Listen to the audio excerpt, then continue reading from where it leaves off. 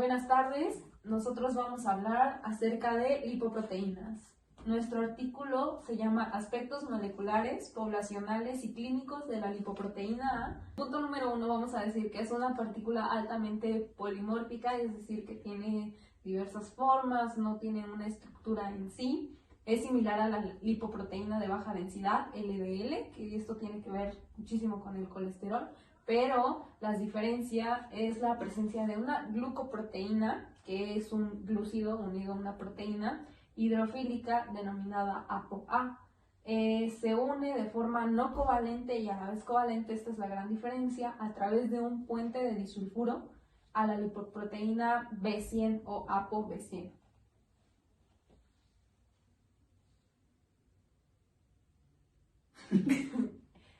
Los dominios KIP también contienen sitios de unión a la lisina, que la lisina va a actuar como un ligante entre estas proteínas, y dentro de los dominios de KIP7 y KIP8 se requieren sitios de unión de lisina débiles, y el dominio KIP10 va a contener un fuerte sitio de unión, o sea, esto va dependiendo del área donde va a trabajar la lisina, es el tipo de unión que va a hacer.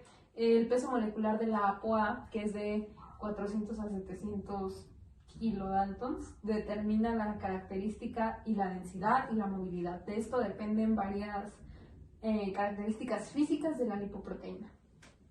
La lipoproteína A es altamente heredable, esto lo tenemos como punto 2, como genética. Este gen codifica ApoA y se expresa altamente en el hígado. Esto más adelante vamos a hablar que hay ciertas enfermedades hepáticas que se derivan de la lipoproteína A y de sus altos niveles o bajos niveles. El dominio KIP dentro del gen LPA se divide en 10 tipos y las concentraciones de LP son variables dentro de diferentes tamaños de isoformas y más adelante también de diferentes cuestiones fisiológicas.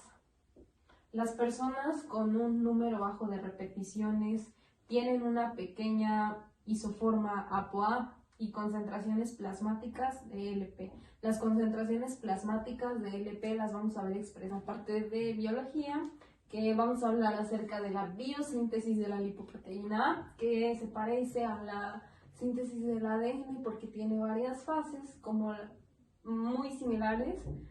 Tenemos en primer lugar la transcripción de la lipoproteína A, continuamos con la traducción de proteínas. Las proteínas van a ser formadas por el ARN en el citoplasma. Es donde se van a comenzar a sintetizar las proteínas por una enzima que se llama ARN polimerasa. Tenemos otra que es la traducción de proteínas, el movimiento a través de la vía secretora, la permeabilidad y todo eso, y el ensamblaje de las partículas de lipoproteína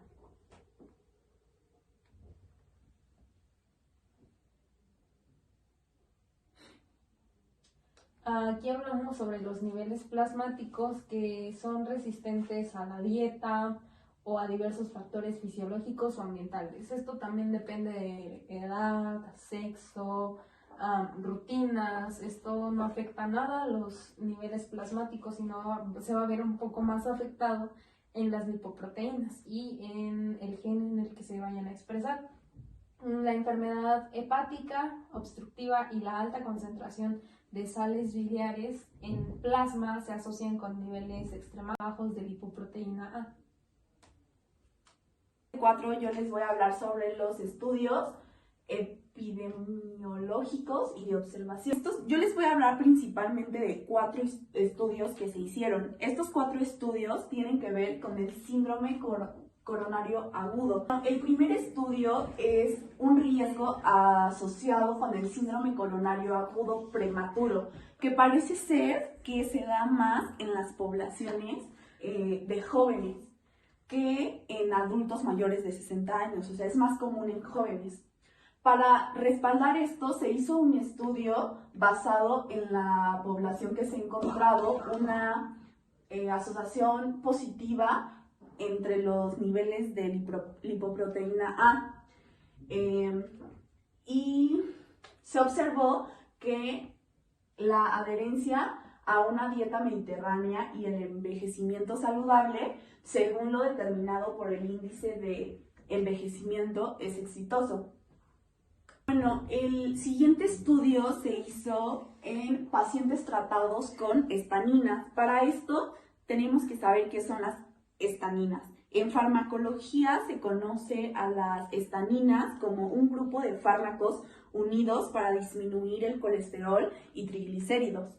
Entonces, el ensayo se llama más bien Júpiter, y este ensayo reveló que en pacientes blancos tratados con terapias de estaninas potentes, LPA fue un determinante significativo del riesgo residual, aunque la magnitud de la reducción del riesgo en aquellos tratados fueron similares entre pacientes con LPA baja o LPA alta. Curiosamente, un estudio en pacientes que ya inician o están en tratamiento con estaninas, que están estables, se encontró que las estaninas sí afectan los niveles de LPA de manera diferente. Obviamente esto dependiendo del fenotipo APO-A. Específicamente las estaninas parecían aumentar los niveles de LPA exclusivamente en pacientes con el fenotipo APO-A de bajo peso molecular. A continuación les voy a explicar otro estudio. Este estudio es en pacientes con diabetes tipo 2.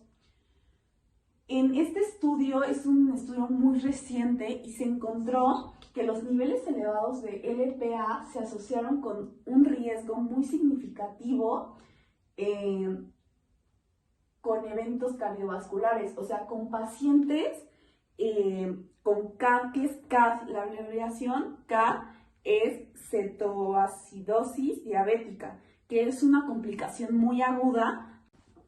Bueno, la parte 6 habla del análisis de los valores de LP.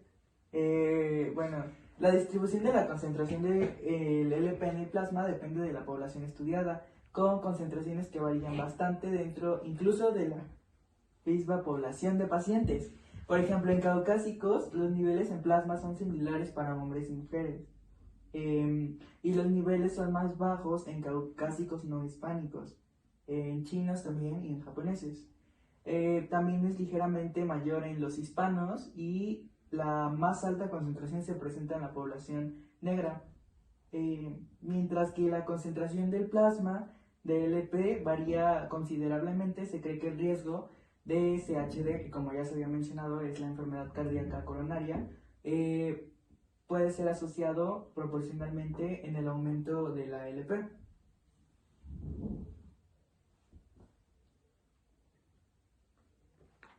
Bueno, sin embargo, también se debe señalar que mientras que el riesgo entre LDL-C, que son las lipoproteínas con baja densidad, y la CVD, que es la enfermedad cardiovascular, es lineal al riesgo asociado con la LPA.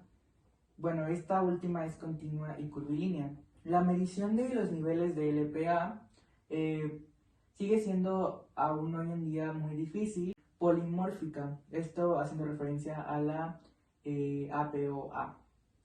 Con resultados reproducibles y fiables difíciles de obtener debido a que varía mucho el tamaño de la isoforma. También falta una estandarización en los laboratorios, que es otro problema. Y la mayoría de los ensayos también usaron enfoques basados en anticuerpos, los cuales en la unión de los anticuerpos policlonales generados con el antígeno Diana multi-epitopo. Debido a que la LPA tiene un número variable de copia grande en la región KIV2, esto afecta la eficaz captura de los isoformas más grandes comparado con la captura de los isoformas pequeños.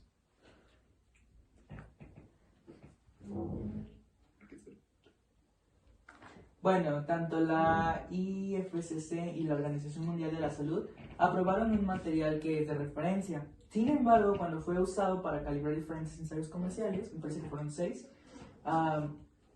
donde estaban probando un rango de concentraciones de LP y tamaño de isoformas APO. Se consideró que había heterogeneidad porque se mantuvo.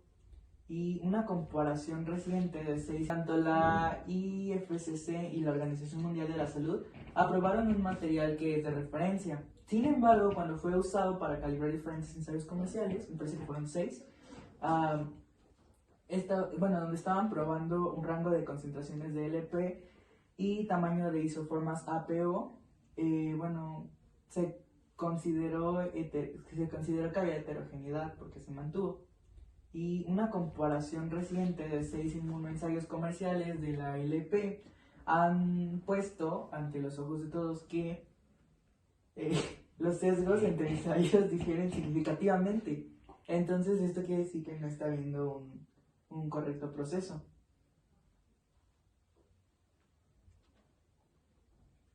Y bueno, recientemente un nuevo sistema inmunoturbidométrico que todavía utiliza material de referencia primario, pero este tiene 5 puntos en el sistema de calibración, lo cual pues lo haría más exacto, lo que ha revelado el sesgo del tamaño del isoforma mínimo, APO. Este método también expresa la concentración de LPA en nanomoles por litro, esa es su medida. Ahora en la parte 7 vamos a hablar de la patobiología. La enfermedad cardiovascular aterosclerótica y la enfermedad valvular aórtica calcificada, que aquí la vamos a ver como EVAC por sus siglas en inglés. El grupo de trabajo de The National Heart, Lung and Blood Institute reconoció que estudios fisiopatológicos, epidemiológicos y genéticos son una fuente proporcional de evidencia de que la LPA es un medidor causal de ambas patologías.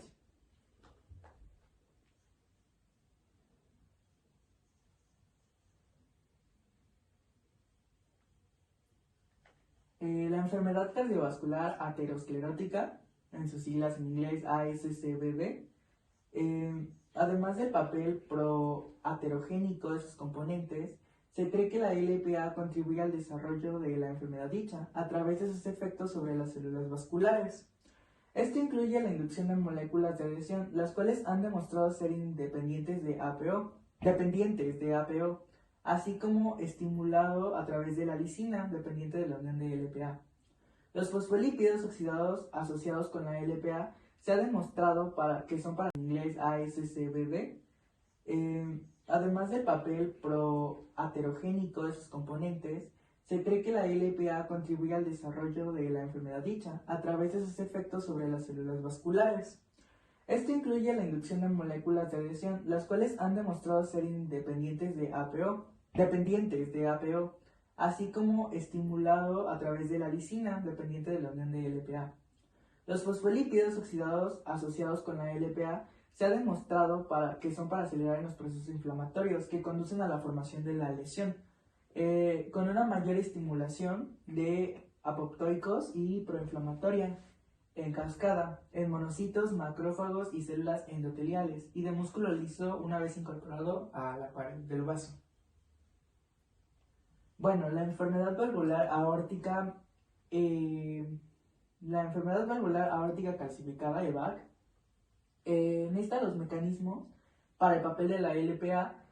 Aún no están del todo claros y se siguen teniendo varias dudas, aunque se debe en parte del contenido de fosfolípido oxidado, específicamente el alto contenido de la lisofosfatidilcolina, que puede ser transformado por autotoxina o ácido lisofosfatídico. La inflamación inducida puede contribuir aún más a través de fibrosis, que conduce a el engrosamiento acelerado de la válvula aórtica y la pérdida de flexibilidad de la misma y a la reducción del área del orificio sistólico.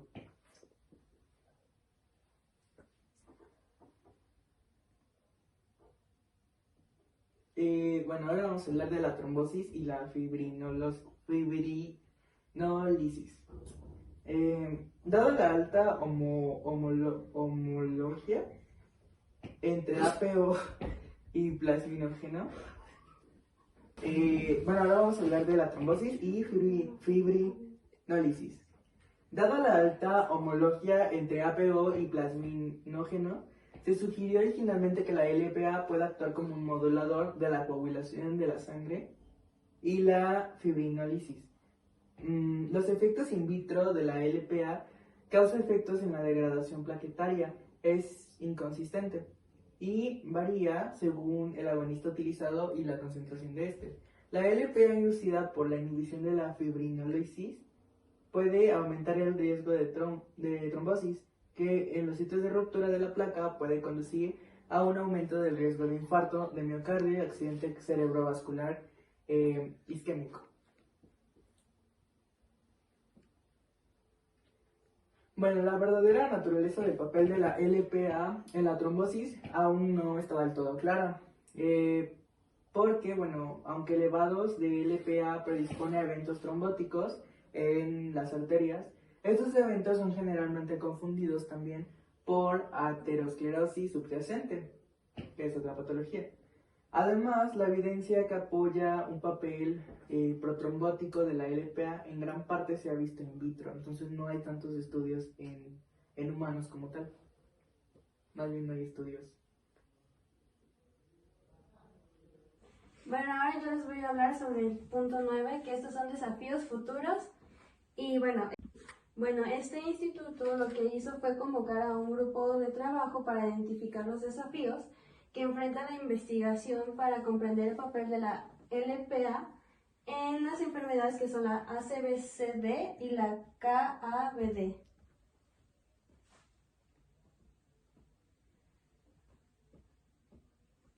Bueno, los desafíos que este grupo de personas logró identificar fue la falta de métodos estandarizados para el análisis, una comprensión incompleta de los mecanismos subyacentes tanto al papel de la LPA en las enfermedades como en los tratamientos actuales para reducir sus niveles, así también como la falta de fondos para la investigación y los modelos animales inadecuados.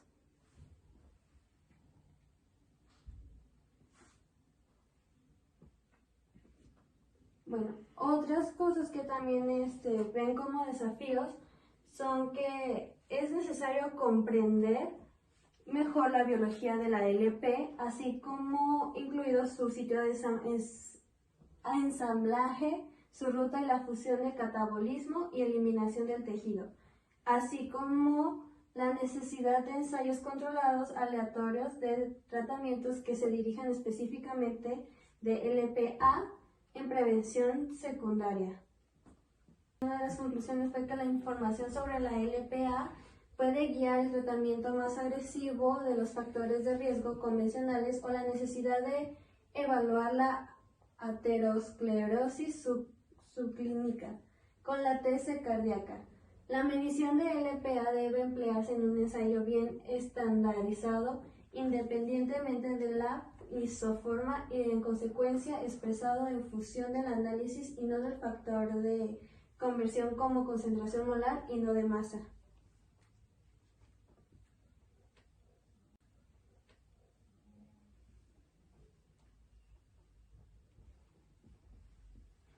También se podrían usar inhibidores de PCK9 para reducir la LPA. Lo que este artículo sugiere es utilizar medicamentos como son la aspirina siempre y cuando disminuya el sangrado, siempre y cuando el sangrado sea mínimo para que ésta tenga extensa de aterosclerosis.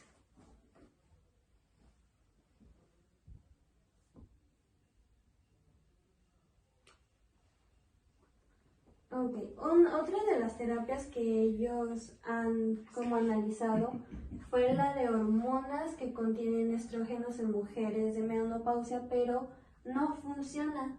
Sin embargo, esta es la aferesis, que puede estar indicada en todos los pacientes con LPA alta y ASBD progresiva.